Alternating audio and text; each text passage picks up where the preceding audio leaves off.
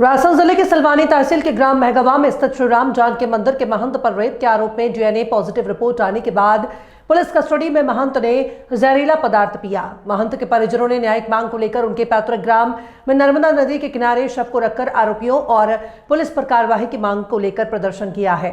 वहीं एसडीएम और एसडीओपी के आश्वासन के बाद महंत के पार्थिव शरीर को नर्मदा नदी में जल समाधि दी गई है। श्री राम जानकी मंदिर में 300 एकड़ जमीन का मामला था। वहीं परिजनों का आरोप है कि कूटरचित साजिश के चलते महंत विजय दास को फंसाया गया है। वहीं सवाल पैदा होता है कि पुलिस कस्टडी के बाद महंत ने कैसे जहर पिया और कहां से आया, आश्रम में किसने जहर लाकर रखा हुआ था।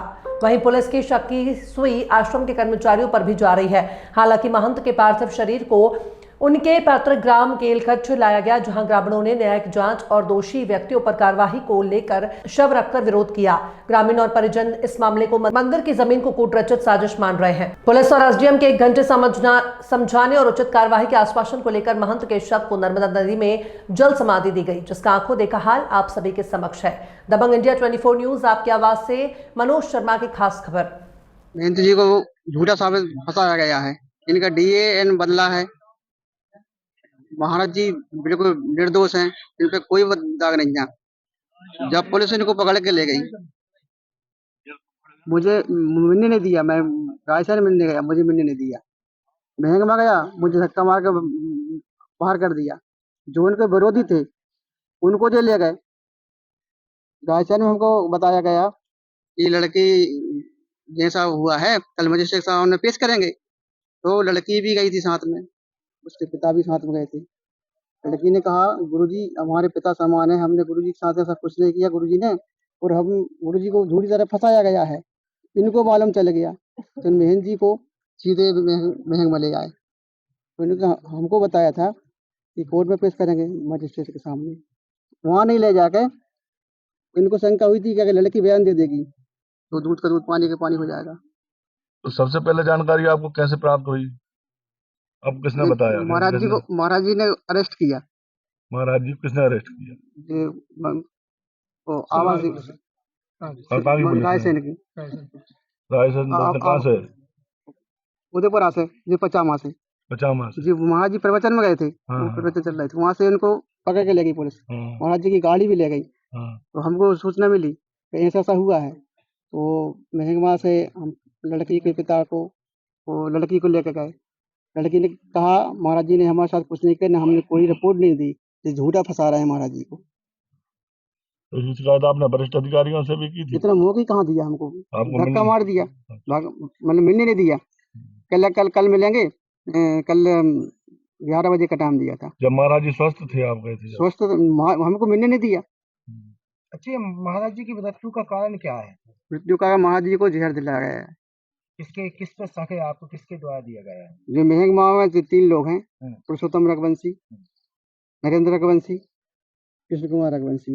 भोराज का महंत ब्रजकिशोर दास। नहीं तो चूंकि पुलिस कस्टडी में जहर देने का ये सवाल समझ में नहीं आता। और कभी भी होता है जब कोई पुलिस किसी को गिरफ्तार करती है तो उसको चाय देने तक में पूछती है कि आप पहले पियो, उसके बाद। फिर महंत जी को जहर किसने दे दिया? तो हमको, मैं उनका सागा भाई, मुझे नहीं मिलने दिया, और वो 3 लोगों को मिलने दिया। फिर जहर किसने दिया? यहाँ पर पुलिस कस्टडी में जो मतलब कंडीशन बनी है, ये होना नहीं चाहिए था। क्यों महंत जी कोई जेब में लेकर जहर तो घूम नहीं रहे थे। मतलब कारण ये है जानने का। मुजरिम, मेरी बात सुनिए, मुजरिम 30 साल आर्मी की नौकरी करके आया हूँ। आप जो क्वेश्चन कर रहे हैं कि पुलिस कस्टडी में जहर महाराज जी को कैसे, तो ये पुलिस बताए ना कि एक मुजरिम को आप टॉयलेट में लेके, टॉयलेट के लिए कितना टाइम मिलता है? अगर किसी मुजरिम अगर कोई टॉयलेट जा रहा है तो गेट के पास भी आदमी खड़ा होता है, पुलिस वाला खड़ा होता है, और अगर ऐसा लगता है तो गेट भी खुला होता है हल्का सा। तो महाराज जी ने फिर टॉयलेट में 2 मिनट के अंदर जहर कहां से खा लिया? और वो जहर वहां पे आया कैसे? और अगर जहर आया है तो वो शीशी कौन सी है जो वहां मिली है? और आपने उठाया और सीधा महाराज जी को आप पोस्टमार्टम कराने के बाद रायसेन ले गए। उसमें आपका कहना क्या है? क्या हम ये चाहते हैं प्रशासन से, हम ये चाहते हैं कि न्यायिक जांच होना चाहिए। ये हत्या है, और सबसे बड़ी बात कि ये साधु हैं, ये संत हैं, इनने अपनी पूरी जिंदगी देश के लिए कुर्बान कर दी, और आप उन पर एक ब्लेम लगा के उनको मौत के घाट सुला दिया। ये जांच होना चाहिए भाई, ये गांव वाले सब ये चाहते हैं कि इसकी न्यायिक जांच होना चाहिए। ये अब न्यायिक जांच कौन करेगा ये हमको नहीं पता है, न्यायिक जांच होना चाहिए और उनको न्याय मिलना चाहिए। नहीं तो जहर उनके कौन सा दिया गया है, उसकी कोई शीशी है, कोई चीज कुछ भी नहीं है भाई, जहर कौन सा दिया गया, कहने से दोहरा के जहर दिया गया। वही तो अब वो जो जहर का जो ये बताया मेडिकल रिपोर्ट में, लोग बता रहे हैं कि इनको पॉइजन से मृत्यु हुई है।